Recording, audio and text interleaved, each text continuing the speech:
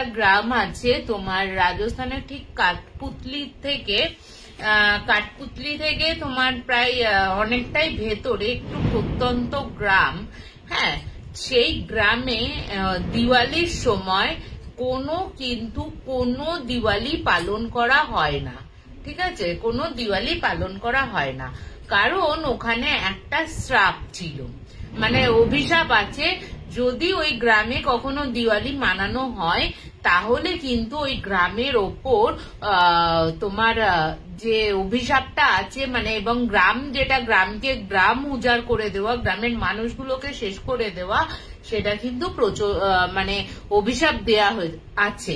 সেই কারণে কিন্তু তোমার ওই জায়গার মানে ওই যে পার্টিকুলার জায়গার গ্রামটার নাম আমি বলছি না, ওই গ্রামটার কিন্তু হাই ঈশানিদি, কেমন আছো? তো তোমার ওই গ্রামটার কারণে, ওই অভিশাপের কারণে কিন্তু ওই গ্রামটাতে কোনো দিওয়ালি কোনো উদযাপন করা হয় না দিওয়ালিতে। তো এবার বলে রাখি যে ঘটনাটা আমার কাছে, এই ঘটনাটা এসছে তোমার আগের বছর দিওয়ালির সময় ঘটে যাওয়া ঘটনা। এবং এই ঘটনাটা আমাকে বলেছে আমার যে আমার যে জেঠু আছে, যে জেঠুর কথা বলেছিলাম, আমাকে ভীষণ ভাবে হেল্প করে বিভিন্ন ভাবে, সেই জেঠুর কাছে শোনা, তার কাছে এসেছিল এই ঘটনাটা। তা জেঠু বলছে ওই গ্রাম থেকে আমার সাথে কন্ট্যাক্ট করা হয় অন্য একজন মানে তান্ত্রিক, যিনি জেঠুকে চেনেন এবং জেঠুর সাথে কথা বলেন, এবং জেঠুর সাথে কথা বলে যে এই গ্রামে এসে গ্রামের যে প্রধান, মানে গ্রামের যে পঞ্চায়েতের প্রধান আছে, পঞ্চায়েত প্রধানের যে ছেলে আছে, তাকে বাঁচানোর জন্য। তার অবস্থা খুবই খারাপ, হয়তো তাকে বাঁচানো যাবে না, যদি আপনি এসে চেষ্টা করেন তাহলে হয়তো বাঁচানো যেতে পারে। তা এবার জেঠু তখন বলেছে কাহিনীটা কি আছে। তো কাহিনীটা প্রথমের কাহিনীটা আমি যেটা হচ্ছে একটু লেন্দি ঘটনা এটা। তো কাহিনীর প্রথম অংশটা আমি বলে দিচ্ছি, পরে ছেলেগুলোর সাথে কেন কি হয়েছিল তার পরের অংশটা বলবো। তো কেন হচ্ছে ওই গ্রামে দিওয়ালি মানানো বা কালী পুজো মানানো, দিওয়ালি তো বলে রাজস্থানে, তো দিওয়ালি মানানো কেন বন্ধ? তো বহু বছর আগে যখন ওই গ্রাম পঞ্চায়েতের বাবা দাদার আমলে, বাবা যখন ছোট, ওই গ্রাম পঞ্চায়েতই তো ঘটনাটা জেঠুকে বলেছেন। তো গ্রাম পঞ্চায়েত বলছেন যখন আমার বাবারা ছোট তখন ওই গ্রামে না একজন বউকে ওখানকার একটু মানে কি বলবো তোমার জমিদার বলো বা জমিদার বলবো না ঠিক, অভিজাত ঘরের একটা ছেলে মানে বাইরে পড়তে গিয়ে একটা মেয়েকে বিয়ে করে নিয়ে আসে। মেয়েটার কোনো বংশ পরিচয় বা কিছুই জানা যায়নি। প্রথমে তো ছেলে আর ছেলের বউকে মেনে না নেওয়া হলেও পরবর্তী গ্রামের যারা রয়েছে তারা বলাতে পরে মেনে নেওয়া হয়। কিন্তু মেয়েটিকে মেনে নেওয়ার সাথে সাথে ও যেদিনই ঘরে ঢুকেছে, যেদিন ওই বাড়িতে পা রাখলো, সেই দিনই কিন্তু ওনার যে দিদি শাশুড়ি মা ছিলেন সেই দিদি শাশুড়ি মার কিন্তু মৃত্যু ঘটে। কোনো কারণ নেই, উনি ওপর থেকে নিচে নামছেন, নতুন বউ এসছে, নতুন বউয়ের কাছে যাবেন, সেই সময় ওনাকে মানে উনি যখন পা পিছলে পড়েন, উনি প্রথমে বলেন যে যখন পা পিছলে পড়ছে, বলছে কেউ যেন আমাকে পেছন থেকে ধাক্কা মেরেছে, তার জন্য আমি নিচে পড়ে গেছি। সেই যে নিচে পড়েছে তারপর থেকে কোমরটা ভেঙে যায়, এবং কোমর ভেঙে যাওয়ার সাথে সাথে ওনার তো জ্ঞান ছিল, তো ডাক্তার দেখানো হয়েছে। ডাক্তার দেখানোর পর ওনার তো অনেক বয়স হয়ে গেছে, কোমর তো আর ঠিক হবে না, বিছনায় পড়ে যায়। কিন্তু বিছনায় পড়ে যাওয়ার একদিনের মধ্যে উনি কিন্তু মারা যান। ঠিক আছে, যেদিন পা দিয়েছে তার পরের দিনই কিন্তু ওই দিদি শাশুড়ি মারা যান। এবার মারা গেল। তারপরে ওই বউটি যখন মানে বাড়িতে যতদিন ছিল পুরো বাড়িটাকে ও যেন মনে হতো বাড়িটা যেমন হাসি খুশি ছিল, লোকজন আসতো, ওর মানে শ্বশুরের বন্ধু বান্ধবরা আসতো, ও যেন এমন একটা করে রাখলো ভয়ে। বলছে গ্রামবাসীরা বলছে যে আমরা ভয়ে ওই গ্রাম মানে ওদের বাড়ি যেতে ভয় পেতাম, যেন মনে হতো ওখানে তোমার যেন মনে হতো ওই বাড়িটাকে কোনো একটা কালো ছায়া যেন ঘিরে রয়েছে, যেন ওই কালো ছায়া আমাদেরও যেন অ্যাটাক করতে আসে। যার জন্য তোমার ওই যে ইয়েটা ছিল আর কি, মানে যারা বন্ধু বান্ধব গ্রামবাসীরা ছিল তারা আস্তে আস্তে ওই বাড়িতে যাওয়া কমিয়ে দেয়। এবার যে গ্রাম পঞ্চায়েতের মানে মানে গ্রাম পঞ্চায়েতের যে বাবা আর কি, মানে যে ছেলে আর কি, তিনি তো বিয়ে করে আনেন। এবার যখন দেখছেন যে বিয়ে করে এনেছেন, বিয়ে করে আনার সাথে সাথে তো দুজন মানে একজন তো মারা গেছে, আর একজনের গ্রামবাসীরা আসতে পারছে না, ভয় পাচ্ছে। এবং তার এক সপ্তাহ বাদ থেকে গ্রামের বিভিন্ন জায়গায় না কখনো গরু, কখনো ছাগল, কখনো হাঁস, মুরগি এইসব প্রথমে মারা যেতে শুরু করলো। তো কেউ কিন্তু প্রথমে ওকে কোনো সন্দেহ করেনি, ঠিক আছে, কোনো সন্দেহ করেনি, কিচ্ছু করেনি। হয়তো কোনো কারণে মারা যেতে শুরু করেছে, গ্রামে বড় করে পুজো দেওয়া হয়, মন্দির স্থাপন করা হলো, তাতেও কোনো কিন্তু সুরাহা হলো না, যেমনকার তেমন মরতে থাকলো। এরপরে একদিন ওই মেয়েটি দেখছে, ওর শাশুড়ি একদিন দেখছে যে ওই মেয়েটি না ঘরের মধ্যে, সেদিন ছিল আমাবস্যা, মেয়েটি পুরো মানে উলঙ্গ অবস্থায় ও ঘরের মধ্যে যজ্ঞে একটা ছোট মানে যজ্ঞকুণ্ড করেছে, যজ্ঞকুণ্ডের মধ্যে ও কি সব মন্ত্র বলছে উলঙ্গ অবস্থায়, আর ওরকম কি সব ছিটাচ্ছে। আর ওর সামনে ওর বরের ছবি, ওর বাবার ছবি, মানে শ্বশুরের ছবি, শাশুড়ির ছবি। এই দেখে শাশুড়ি কিন্তু ওর দরজাটা খুলে বলে যে কি ব্যাপার, তুমি এইটা কি করছো। ও শাশুড়ি যখন আচমকা ঢুকে যায়, ও কিন্তু তখন ওই রিচুয়ালসটা তখনও করে যাচ্ছে, ও কিন্তু কোনো অ্যান্সার দিচ্ছে না। ওর যে রাগের শাশুড়ি যে রাগ করে যে এত কথা বলছে ওকে, ও কিন্তু কোনো কথার উত্তরই দিচ্ছে না, ও কিন্তু ওর নিজের মতো রিচুয়ালস করে যাচ্ছে। যখন দেখছে শাশুড়ি যখন ওকে পাত্তা দিচ্ছে না, তখন ও কি করেছে, তখন ও ওর শ্বশুরকে ডাকার জন্য নিচে যায়। নিচে যেতে গিয়ে যেন মনে হয় কেউ যেন, উনি তো নামছেন, হঠাৎ করে ওর যেন মনে হয় কাপড়টা কেউ মানে কাপড় ঘাগরা টাইপের পরা ছিল, ঘাগরা যেন কেউ টেনে ধরেছে, ঘাগরার আঁচলটা টেনে ধরে ওকে যেন পেছন দিকে টানছে। ও যতবার ঘাড় ঘোরাতে যাচ্ছে উনি কিন্তু ঘাড় ঘোরাতে পারছেন না, ঠিক আছে। এরপরে উনি কি করলো, উনি যখন মানে ওনার তো ইষ্ট দেবতাও ছিল, ওনাদের ইষ্ট দেবতার নাম করতে করতে দেখলেন যখন শিথিল হলো, যখন দুধদার করে নামতে গেছে সিঁড়ির ঠিক মুখটাতে, উনি দেখেন ওনার বৌমা ওই অবস্থায় দাঁড়িয়ে রয়েছে এবং তার চোখ থেকে যেন আগুন ঝরছে, এরকম রীতিমতো ভয়। এবং তার সেই মানে তিনি বলছেন যে ওই মানে তার মা নাকি বর্ণনা করেছেন যে ওই আগুন ঝরছে এবং মুখ থেকে গা দিয়ে কি বিশ্রী গন্ধ বেরোচ্ছে, ওই অবস্থায় দাঁড়িয়ে রয়েছে আর এরকম করে গলা টিপতে আসছে। এবার উনি যখন ওই অবস্থায় ওকে যখন গলা টিপতে আসছে শাশুড়িকে, তখন উনি ব্যাক করে ওপরে আসতে গেছে, ওপরে এসে ওপরে যখন উঠতে গেছে দেখে ওপরেও উনি দাঁড়িয়ে আছে। এবার দাঁড়িয়ে দাঁড়িয়ে হাসছে, বলছে কি আমার যজ্ঞ ভন্ডুল করতে চেয়েছিলিস তো, দেখ এবার তোর কি হয়। বলছে বিশ্বাস করবে না, আমি যেদিকেই যেতে যাচ্ছি সেই দিকেই আমার বৌমা আমার সামনে দাঁড়িয়ে রয়েছে, একদম পুরো উলঙ্গ অবস্থায়। তোমরা ভাবো মানে কিরকম ক্রিপি। বলছে যে উনি তখন বলছেন যে ঠিক আছে আমার ভুল হয়ে গেছে। ও তখন ভাবছে ও কি করে মানে ওনার কাছ থেকে পার পাবে। উনি তখন বলছে দেখুন আপনি আমার বড়, আপনি আমার কোনো ক্ষতি করেননি বলে কিন্তু আপনাকে আমি ছেড়ে দিলাম। এরপর থেকে যদি কোনো কিছু করতে যান বা কাউকে কিছু বলতে যান আপনার কিন্তু মৃত্যু একদম নিশ্চিত, আপনাকে কেউ বাঁচাতে পারবে না।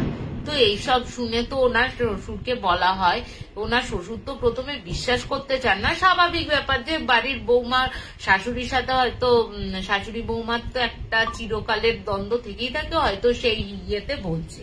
তো শ্বশুর কিন্তু পাত্তা দেয় না। কিন্তু ওই যজ্ঞ করার 1 সপ্তাহ বা 2 সপ্তাহর মধ্যে ওনার স্বামী কিন্তু মারা যায়। মানে ওই মহিলার যে স্বামী ছিলেন, যিনি যজ্ঞ করছিলেন, তার স্বামী মারা যায়। এবার ওর স্বামী যখন মারা যাচ্ছে, বলছে পুরো মুখ দিয়ে রক্ত বমি করতে করতে খেতে বসেছে, খেতে বসে রক্ত বমি করতে করতে উনি নাকি মারা যান। তারপর থেকে ওনার শাশুড়ি ওই রাগ সহ্য করতে না পেরে বউকে তো গ্রামবাসীদের সমস্ত কিছু জানায়, গ্রামবাসীরা আসে, গ্রামবাসীরা এসে তো যৎপরোনায় ওকে মারধর করে বলে তুমি এই বিদ্যা করেছো, তোমার ঘর থেকে, মানে ওর ঘরে যায়, ওর ঘর থেকে বিভিন্ন জিনিসও পাওয়া যায়, বিভিন্ন টুকটাক বলো বা তন্ত্রমন্ত্রের জিনিস পাওয়া যায়। এইসব করে না ওকে গ্রাম থেকে তাড়িয়ে দেওয়া হয়। কিন্তু ও তখন নিজের ভুল স্বীকার করে, এবং ভুল স্বীকার করে বলে আমার খুব ভুল হয়ে গেছে, আমার এই একটা সাধনার জন্য এরকম করতে হয়েছে, কিন্তু আমি গ্রাম থেকে চলে গেলে আমাকে কেউ আশ্রয় দেবে না, আপনারা একটা গ্রামের ইয়েতে আশ্রয় দিন। কিন্তু ওরা কোনো কথাই শোনে না, ওরা প্রচন্ড পেটাতে না কি করে বলতো, ওই দিওয়ালির সময় ছিল, ওই সময়টা দিওয়ালির সময় না ওকে একটা খড়ের গাদার মধ্যে বেঁধে ওকে জ্বলন্ত অবস্থায় পুড়িয়ে মেরে ফেলে। ও যখন জ্বলছে তখন ও কিন্তু বলছে, ও অভিশাপ দিয়ে গেছে, এই দিওয়ালির দিনে তোরা তো আমাকে পুড়িয়ে মারলি, এই দিওয়ালি তোদের কাল হবে, আজকের পর থেকে তোরা যদি কেউ দিওয়ালি মানাস তোদের গ্রাম পুরো উজাড় হয়ে যাবে। তো এই একটা কাহিনী ওদের গ্রামে প্রচলিত ছিল, ঠিক আছে, প্রচলন ছিল, বা সবাই ছোট থেকে এগুলো মেনে এসছে। আজ পর্যন্ত কোনোদিন দিওয়ালি পালিত হয়নি।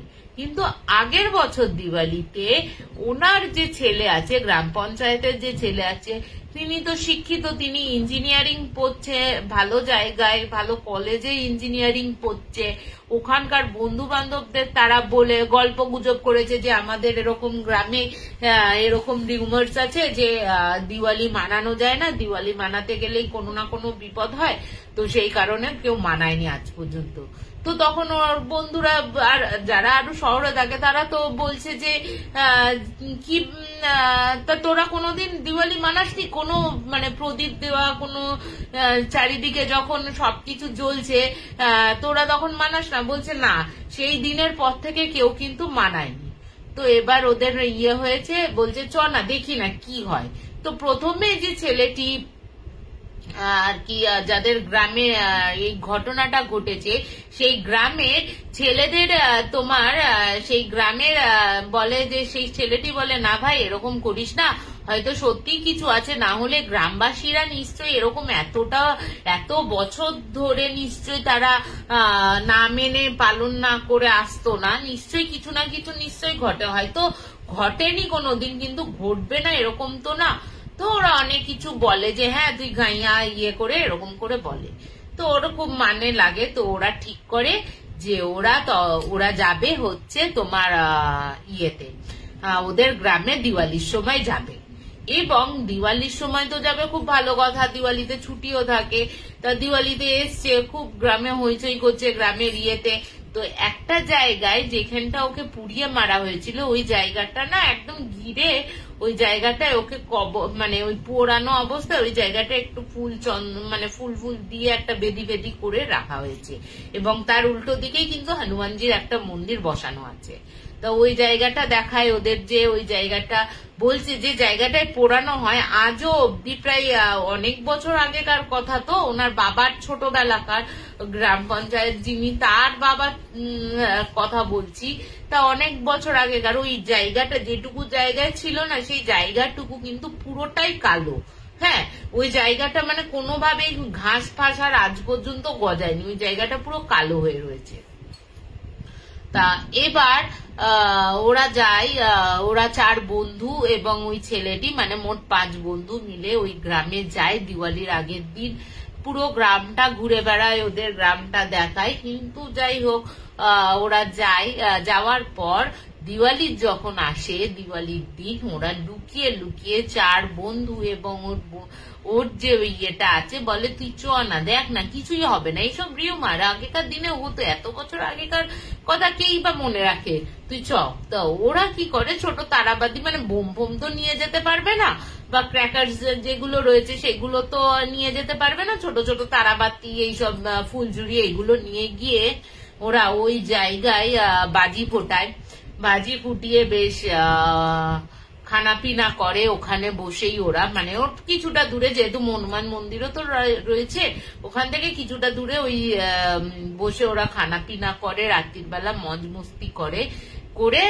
প্রায় রাত যখন 11টা বাজে, পুরো গ্রাম শুয়ে পড়েছে, তখন ওরা বাড়ি ফেরে। তা ওরা বলে গেছিল যে আমরা একটু শহরে ঘুরতে যাচ্ছি, দিওয়ালি সেলিব্রেট করতে যাচ্ছি, তাই বলে ওরা গেছিল। এবার ওরা যখন ফিরে আসে, বিশ্বাস করবে না, যেদিন ওরা তো রাত্রির 11টায় ফিরে এসছে, 5 বন্ধু একদম অবিকল সুস্থ সবল অবস্থায় ফিরে এসছে, কিন্তু দেখা যায় যে ওদের যে প্রথম বন্ধুটা ছিল ওই বন্ধু কিন্তু ঘুমের মধ্যেই মারা গেছে ওদের বাড়িতেই। এবং সঙ্গে সঙ্গে পুলিশকে ডাকা হয়, পুলিশ ডাক্তার ডাকা হয়, পুলিশও করা হয়, তার বাড়িতে খবর দেয়া হয়, কিন্তু দেখা যায় যে ম্যাসিভ হার্ট অ্যাটাকেই মারা গেছে সে। এই মৃত্যুটা শুরু হলো সেই দিনের পর থেকে। এরপরে সেকেন্ড বন্ধুটা যখন ওরা আবার কলেজে ব্যাক করে, ব্যাক করে ওরা যখন হোস্টেলে ফিরে দ্বিতীয় বন্ধুটার মধ্যে অস্বাভাবিক আচরণ শুরু করা স্টার্ট করলো। কি অস্বাভাবিক আচরণ? ও নাকি প্রত্যেক দিন রাত্রির বেলা শুলেই, মানে চোখ বন্ধ করলেই ও নাকি একটা বিভৎস জ্বলন্ত একটা মহিলার মুখ, যার চুলগুলো আধপোড়া মুখ আধপোড়া অবস্থায় দেখতে পাচ্ছে। সে বলছে আমার মৃত্যু, আমাকে এরা কষ্ট দিয়ে মেরেছে, এই গ্রামে বারণ ছিল, তোরা কেন ভঙ্গ করলি, এবার দেখ তোদের কি হয়। এরকম করে ওকে কিন্তু স্বপ্নে দেখা দিতে স্টার্ট করে। এবার ও না ঘুমাতে ভয় পেতে শুরু করলো, মানে ও ঘুমাতেই চাইতো না। এবার একটা মানুষ যদি দিনের পর দিন না ঘুমিয়ে থাকে, তার তো শরীরে আর কিছু থাকে না, তার তো শরীর খারাপ হবে। এরপরে তুমি ভাবো ওই ছেলেটি তোমার 3 রাত এই স্বপ্ন দেখার পর ওই ছেলেটিও কিন্তু ঘুমের মধ্যে মানে ও ঘুমের মধ্যে কিন্তু মৃত্যুবরণ করে, এবং তাতেও দেখা যায় যে ওর হার্ট অ্যাটাক হয়েছে। কিন্তু যে 3rd আর 4th যে ছেলে দুটো ছিল, সেই ছেলে দুটো তোমার বিশ্বাস করবে না, সেই ছেলে দুটোই বরঞ্চ বেশি উৎসাহ নিয়ে বাজি ফাটিয়েছিল বা যাই করেছিল না কেন, ওই ছেলে দুটোর কিন্তু অস্বাভাবিক মৃত্যু হয়। একজন লরির তলায়, মানে ট্রাকের তলায় পিষ্ট হয়ে যায় এবং এতটাই বিভৎস হয়ে মারা যায় যে তার পুরো বডিটা টায়ারের মধ্যে মানে পেঁচিয়ে যায়, এবং যখন ওকে বার করা হয়, মানে খুঁচিয়ে খুঁচিয়ে বার করা হয় ওকে, মানে বডি বলে আর কিছু ছিল না, এতটাই নৃশংস ভাবে মারা যায়। এবং যে 4th ছেলেটি ছিল, সেই ছেলেটিকে ওরা থাকতো হচ্ছে তোমার ফরিদাবাদে। ছেলেটি ফরিদাবাদের একটা হাই সোসাইটি, মানে হাই রাইজ বিল্ডিং এ থাকতো, যার 24 তলা থেকে কিন্তু ছেলেটিকে 24 তলায় ওঠে, এবং ওই 24 তলার ছাদে কিন্তু ওঠা যায় না। ও কিভাবে উঠেছিল কেউ কিন্তু জানে না। ওই 24 তলার ওই ছাদ থেকে উঠে ওই টেরেসের ওপর থেকে ঝাঁপ দিয়ে কিন্তু সুইসাইড করে। পরে দেখা গেছে ওর চটি ওই ছাদের মধ্যে পাওয়া গেছে। ঠিক আছে, এরপরে তো পরপর তো 4টে ছেলে এইভাবে মৃত্যুবরণ করলো। এবং 4th নাম্বার হচ্ছে ওই ছেলেটি, যেহেতু ওই ছেলেটি বারণ করেছিল বা ওর অরাটা অনেক বেশি হয়তো ওদের থেকে স্ট্রং ছিল, যার জন্য ওকে পজেস করতে হয়তো একটু টাইম লাগছিল। ঠিক আছে, যে প্রথম ছেলেটি ছিল তার যে আর কি গ্রামের বাড়ি, সেই গ্রামের ছেলেটিকে প্রথমে সে ছেলেটি ওই মহিলাটিকে দেখা শুরু করলো। ও কিন্তু দিনে দুপুরে, ও কিন্তু কোনো ঘুমিয়ে কোনো কিছু করে কিন্তু দেখতে পায়নি। ও কিন্তু জেগে দিনে দুপুরে ওকে দেখতে পেত, যেন মনে হচ্ছে ওই পোড়া মানুষটি এই পাশ থেকে ওই পাশে চলে যাচ্ছে, কখনো সামনে দাঁড়িয়ে পড়ছে, কখনো খেতে বসছে তো অপোজিট পাশে ওর রয়েছে, এরকম ও দেখা শুরু করলো। প্রথম ও তো অস্বাভাবিক, মানে ওর সাথে কথা বলা স্টার্ট করলো যে তুমি আমাকে ছেড়ে দাও, তুমি কেন আমার পেছনে পড়ে আছো, আমি তো ওদের বারণ করেছিলাম, এরকম বলা স্টার্ট করে। কিন্তু কোনোভাবেই ও মানে দেখাটা ওর কিন্তু বন্ধ হচ্ছিল না। এরপরে ওর না প্রচন্ড জ্বর আসে, একদিন প্রচন্ড জ্বর আসে, প্রায় 104-105 ডিগ্রি জ্বর উঠে যায় এবং ঘুমের মধ্যে বলতে থাকে আমাকে নিয়ে যেও না, আমাকে নিয়ে যেও না। ঠিক আছে, এবার তো ওরা হয়তো মানে কলেজ হোস্টেল কর্তৃপক্ষ ভেবেছিল যে জ্বরের ঘরে হয়তো কিছু বলছে, ওকে হসপিটালে নিয়ে অ্যাডমিট করা হয়, কিন্তু কোনো অবস্থার উন্নতি ঘটে না। মানে যেমন 104 থেকে 103-এ নামছে না, 104 থেকে 105-এ উঠছে না, মানে 104 তো 104-ই আটকে রয়েছে।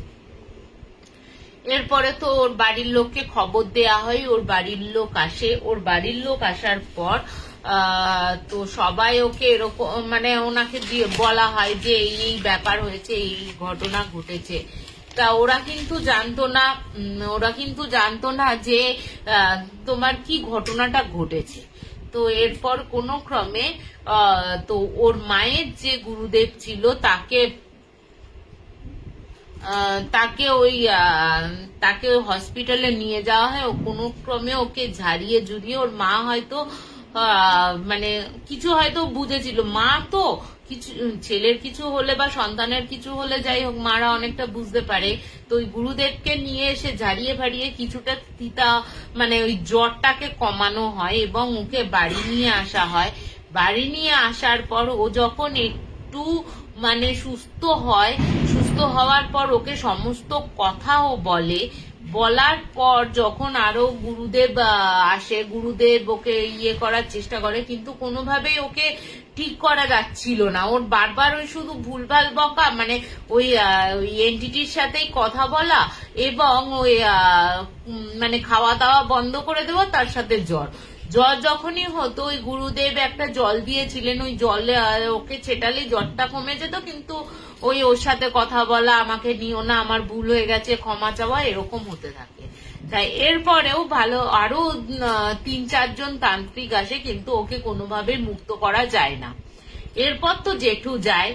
জেঠু যখন যায় ওকে তো যখন ওই মানে আর একজন যে তান্ত্রিক আছে তাকে জেঠু ওদের বাড়িতে নিয়ে যাওয়া হয়। ওদের বাড়িতে গিয়ে জেঠু যখন পা দেয়, বলছে ওই গ্রামে ঢোকার সাথে সাথে বিশ্বাস করবি না তুই, প্রচন্ড আমার দেহ মানে মাথা যেন মনে হচ্ছে ছিঁড়ে পড়বে, এতটা ব্যথা শুরু করেছে।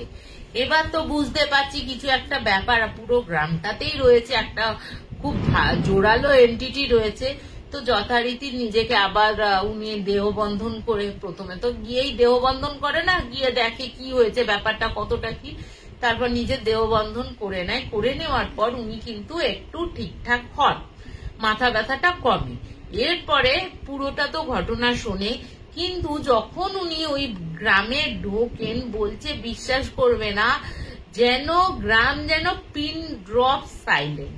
বলছে একটা পিন পড়লে পাতা মানে গাছের পাতা পর্যন্ত নড়ছে না, কোনো পাখি ডাকছে না, কোনো কিছুর আওয়াজ নেই। একটা গ্রামটা যেন এতটাই নিস্তব্ধ, কিন্তু গ্রামে কিন্তু লোক আছে, লোক যে মানে ফাঁকা হয়ে গেছে আর কোনো লোকজন নেই, কিন্তু বিশ্বাস করবে না ওই গ্রামটা একটা অদ্ভুত নীরবতায় রয়েছে, এরকম যেন পুরো গ্রামটাই যেন দিনের বেলাতে ঘুমিয়ে রয়েছে, এরকম ব্যাপার।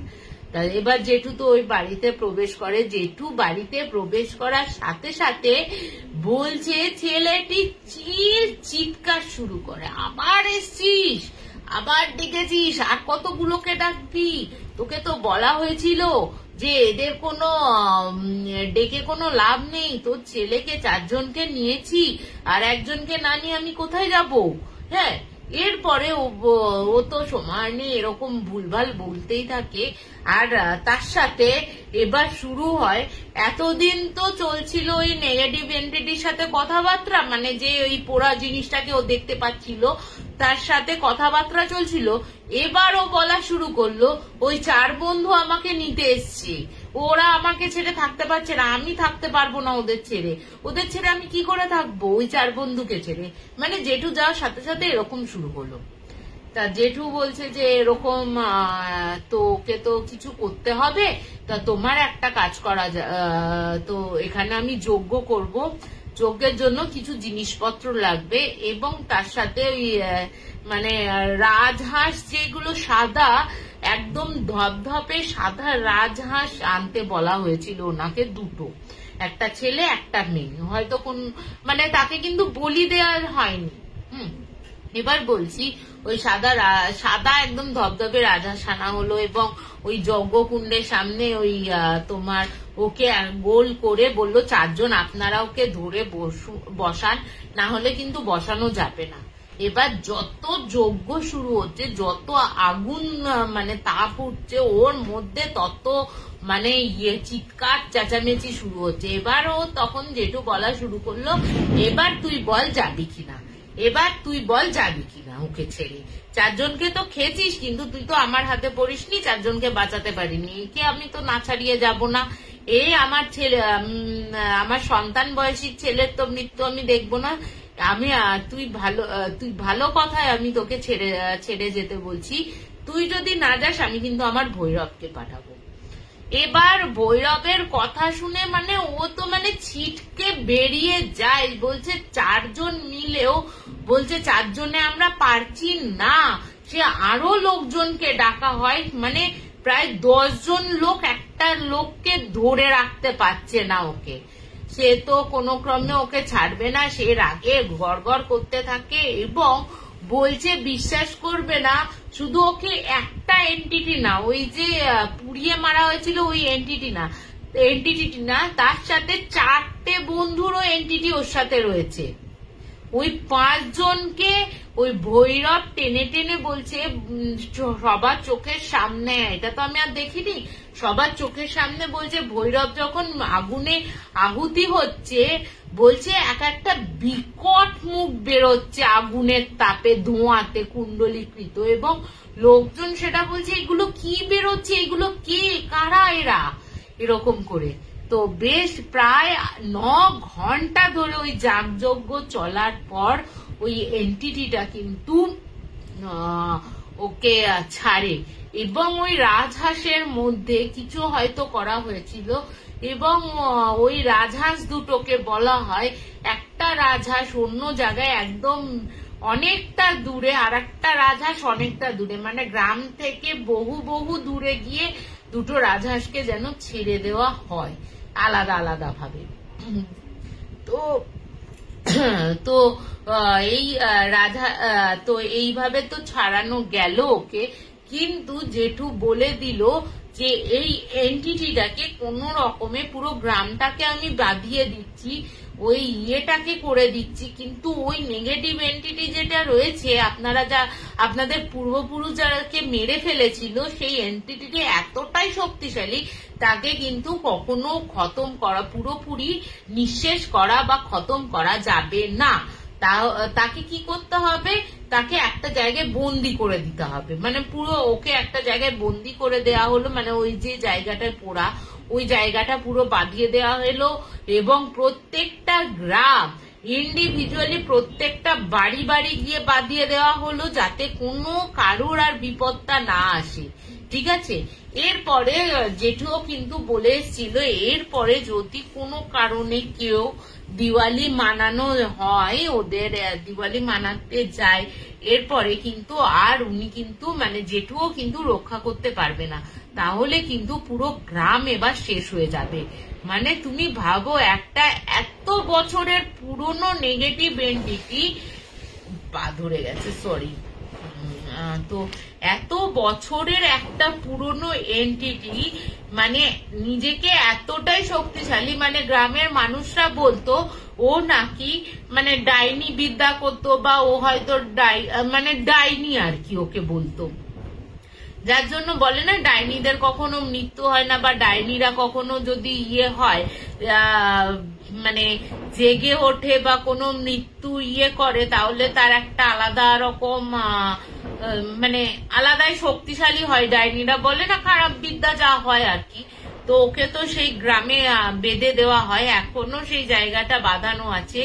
এবং এবং এবছর কিন্তু কেউ দিওয়ালি উৎসব মানায়নি, এখনো অবধি ওই গ্রাম থেকে কোনো বাজে খবরও বা মৃত্যুর কোনো খবরও আসেনি। তাই এই হচ্ছে আমার একটা প্রথম ঘটনা। তা কেমন লাগলো একটু আমাকে জানিও। হাই তনুদি, হাই ঈশানিদি, সরি ঈশানী না ইন্দ্রানিদি, সরি, হাই ইন্দ্রানিদি, হাই ঈশানিদি, তনুদি, হাই, কেমন আছো তোমরা? হাই পারমিতা দি, হাই রূপশ্রীদি, কেমন আছো তোমরা? একটু জানিও কেমন লাগলো। হ্যাঁ, তো একটু কমেন্ট গুলো আমি আবার দেখতে পাচ্ছি না এখানে, আগে বেশ সুন্দর দেখতে পাচ্ছিলাম, আবার দেখতে পাচ্ছি না। তো এইবারের এর পরের একটা ছোট ঘটনা বলি, ঠিক আছে? এই ঘটনাটা আমার জামাইবাবু যেখানে থাকে আর কি, তোমার বরানগরে, সেই বরানগর শ্মশানের একটা ডোমের কাহিনী আমি তোমাকে বলছি। তা যিনি ডোম আছেন তার বাবার ঘটনা আর কি, বেশ মারাত্মক ঘটনা। তা ওই যিনি ডোম আর কি, তিনি ডোমার, সেই কাকুকে দেখলে মনে হবে না তিনি ডোম আর কি। তো ওনার বাবার ঘটনা তো বিভিন্ন রকম, ওই এখনকার দিনের মতন তো আর যেমন বরানগর মহাশ্মশান আর কি এখনকার দিনে যেমন সুন্দর সাজসজ্জা মানে করে রয়েছে, ভেতরে আলো ভালো দিয়ে খুব সুন্দর করে সাজানো, কিন্তু তখনকার দিনে তো ওরকম ছিল না, এবং কাঠের চুল্লিতেই পোড়ানো হতো ওই জায়গায়। তো ওনার বাবা মানে ওই ডোম আঙ্কেলের বাবা, যখন ডোম আঙ্কেল হয়নি, ডোম আঙ্কেল ওনার বাবা মা দুজনে মিলে কাজ করতেন, এবং ওই ডোমের মানে ওই শ্মশানের পাশে ওনাদের বাড়ি ছিল। তা একদিন একটা বেশ রাতে দিকে একটা মরা পোড়ানো মানে মরা আসে আর কি, একজন মৃত মধ্যবয়স্ক একটা মহিলার মৃতদেহ আসে। এবার মৃতদেহ তো এলো, এবার ওকে ডাকা হয়েছে, ডোমকে ডাকা হয়েছে, যা ফর্মালিটিস আছে সেইগুলো পালন করা হবে, সবকিছু করা হবে। এবং সবচেয়ে অদ্ভুত বিষয় হলো যে ওই যে তোমার ওই যে মৃত মহিলাটিকে আনা যে খাটে হয়েছিল, সেই খাটটি হচ্ছে অসম্ভব সুন্দর, কোনো খাটিয়া টাইপের, সাধারণত খাটিয়াতে আমরা তো নিয়ে যাই, সে খাটিয়া না, একদম খাট, পালঙ্ক যাকে বলে, ওই পালঙ্কের মধ্যে করে ওনাকে আনা হয়েছিল।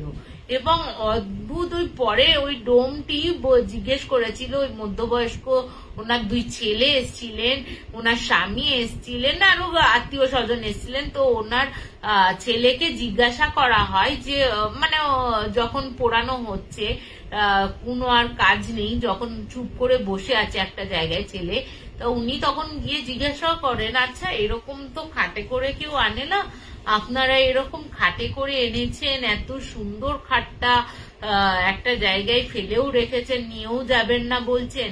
তো বলছে যে হ্যাঁ, এই খাটটা হচ্ছে আমার মায়ের খুব প্রিয়, এই খাটটা আমার দাদু তার মায়ের বিয়েতে দিয়েছিল, মানে ফুলসজ্জায় দিয়েছিল, যার জন্য এই খাটটা মা যখন মৃত্যুসজ্জায় ছিলেন তখন মা নাকি তাকে বলে গেছিলেন যে এই খাটটার মধ্যে করেই যেন তাকে মানে পুড়তে নিয়ে যে মানে শ্মশানে নিয়ে যাওয়া হয়।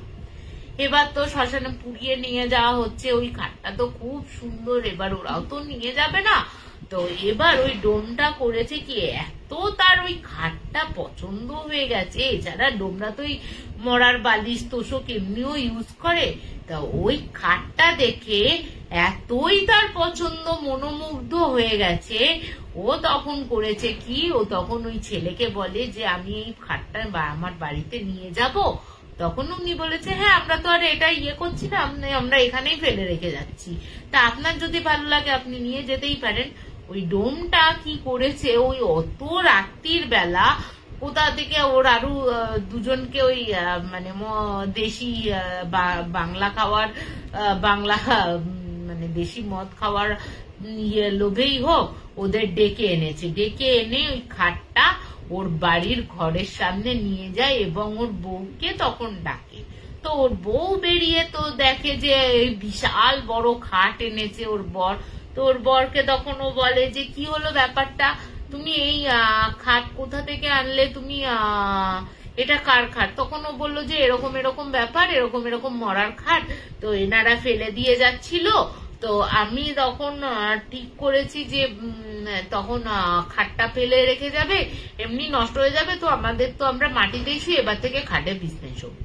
তো ওর বউ তখন বলছে যে এনার একটা এত দামি খাট নিয়ে নেওয়া হয়তো খুব একটা আনাটা উচিত না, মরার খাট কখনো ইউজ করতে আছে। তো বলছে হ্যাঁ তুমি তো বালিশও ইউজ করো, ইউজ করো, তো মরার খাট ইউজ করতে কি অসুবিধা। তো ওর বর কোনো কথা শোনে না, ওই ডোম আঙ্কেলের বাবা যেহেতু কোনো কথা শোনে না, তখনও কি করে, তখন ওই ডোমটির বাবা ওই খাটে ঘরের মধ্যে খাটটি ঢোকায় কোনো ক্রমে, ঢুকিয়ে এবার তো বিছনা করে রাত্রির বেলা শুয়েছে। বলছে রাত্রির বেলা যেই শুয়েছে, রাত্রির বেলা শুতেই যখন একটু ঘুমটা এসছে, বলছে খাটটাকে কেউ যেন প্রবল ঝাঁকাচ্ছে আর বলছে ওঠ আমার খাট থেকে ওঠ, কে শুয়েছিস আমার খাটে, মানে এরকম করে বলছে। এবার উনি আর ওনার বউ তড়াক করে লাফিয়ে উঠেছে। এবার ওনার বউও কিন্তু ওই খাট ঝাঁকানিটা পেয়েছে, খাট ঝাঁকাটাই উনি তখন ঘুমটা ভেঙেছে। এবার ওরা দুজন দেখে কি ওই খাটের চারপাশে একটা জ্বলন্ত মানে জ্বলছে ওই বডি অবস্থায় একটা মানে চুলটা খোলা আর কি, বোঝা যাচ্ছে যে শুধু গলার ভয় শুনেই বোঝা যাচ্ছে যে উনি একটা মহিলা ওই ওই পাগলের মতন চিৎকার করছে আর বলছে ও নাম আমার খাট থেকে, এটা আমার খাট, আমার খাটে কেন শুয়েছিস, নাম শিগগিরি, এরকম করছে। তা ওর বউ তো ভয় পেয়ে তাড়াতাড়ি নিভে গেছে। ওরা বলছে ছেড়ে দাও, এই খাটে শোয়ার দরকার নেই। কিন্তু যাই হোক ও তো পেটের মধ্যে পড়েই ছিল, তো অত পাত্তা বলছে না, ও সব কিছু না, ঠিক আছে আজকে রাতটা আমার বেশি হয়তো নেশা হয়ে গেছে, তার জন্য বলছে তোমার নেশা হলেও আমার তো নেশা হয়নি, তুমি খাটটা ফেলে দিয়ে আসো। না আমি এই খাটে শুতে পারবো না। তো ওরা মাটিতে শুই। এরপরে ওই খাটটা ওরকম হতে থাকে, পড়ে থাকে। হ্যাঁ মানে বউটা কিন্তু দিনের বেলাতে কোনোভাবেই ওই খাটের ওপর বসতো না। হ্যাঁ মানে খাটটাকেও যতটা পারতো অ্যাভয়েড করে চলতো। এবার বলছে ওই ডোম আঙ্কেলের বাবা বলছে যে একদিন আমার বউ কনসিভ করেছে, তখন রীতিমতো আমরা যেহেতু খাটে খুব একটা শুতাম না, আর আমার যেহেতু জানাশোনা ওই শ্মশানে যারা ক্রিয়াকর্ম করতে আসে করতে আসে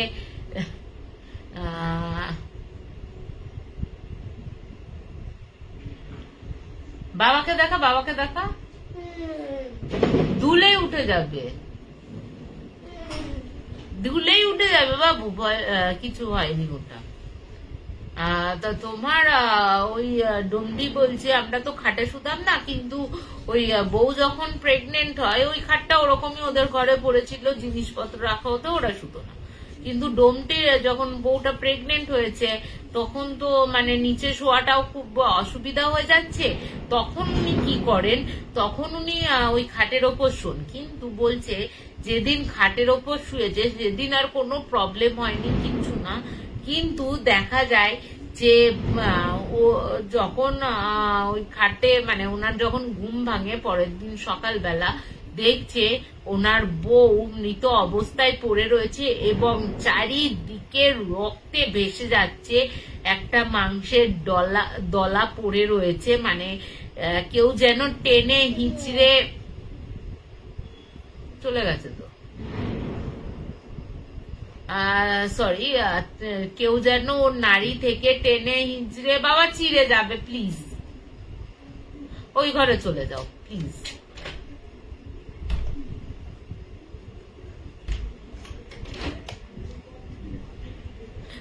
সরি। তো ওই তোমার ওই ডোমটি তখন বলছে যে ওই খাটটি যখন শুয়েছে পরের দিন সকালবেলা, মানে একদিন ওই দিনই শুয়েছে, প্রথম দিন তো নেবে গেছে ভয়ে, তারপরের দিন যখন দ্বিতীয় দিন যখন শুয়েছে, তারপরে যখন প্রেগনেন্ট হওয়ার পর সে বলছে পেট থেকে যেন কেউ নারী সমেত, মানে পেট চিরে, ওর বউয়ের যেন পেট চিরে কেউ যেন ওই দলাটা মানে বের করে এনেছে, এত বিভৎস ভাবে মারা গেছে।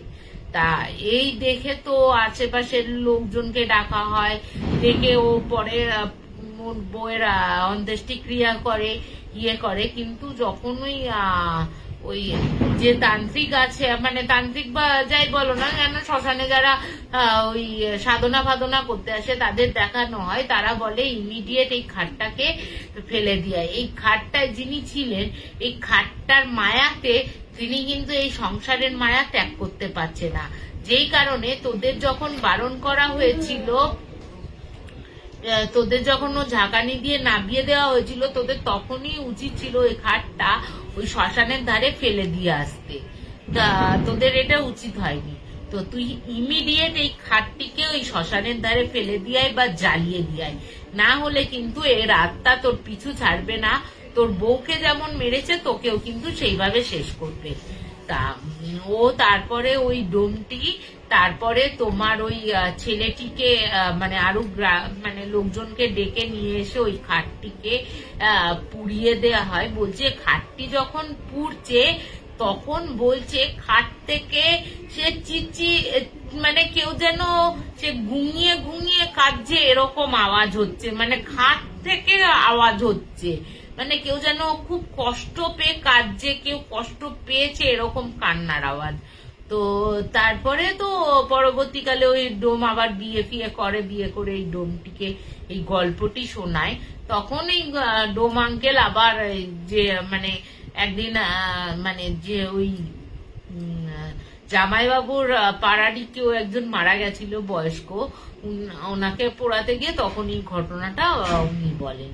মানে আশ্চর্য রকম ঘটনা, মানে সেই বলে না মরার জিনিস কখনো ইয়ে হয় না, আর কিছু কিছু জিনিসে মায়া ছেড়ে মানুষ যেতে পারে না, সেই হচ্ছে এই খাটটার ঘটনা।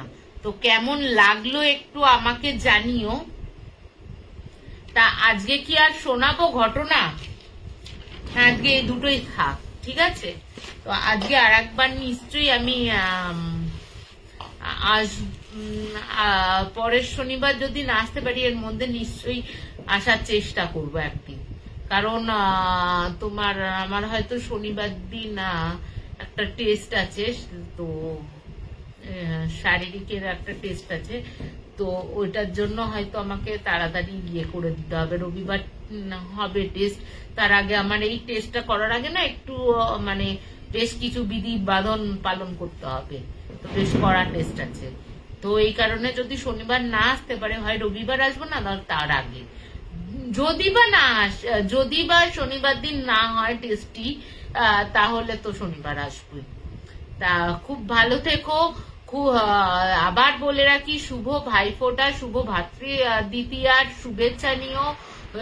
সকল বড় দাদাদের আমার প্রণাম, ভাইদের খুব মানে অনেক অনেক ভালোবাসা আর শুভেচ্ছা, খুব ভালোভাবে কাটিও এই দিনটা।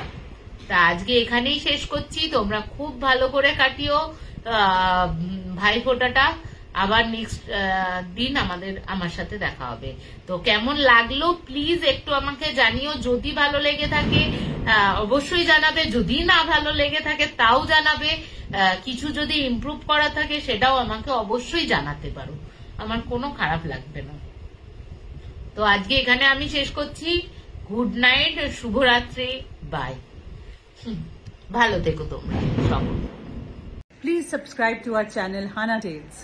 Comment, share, like, and don't forget to hit the notification bell for more videos.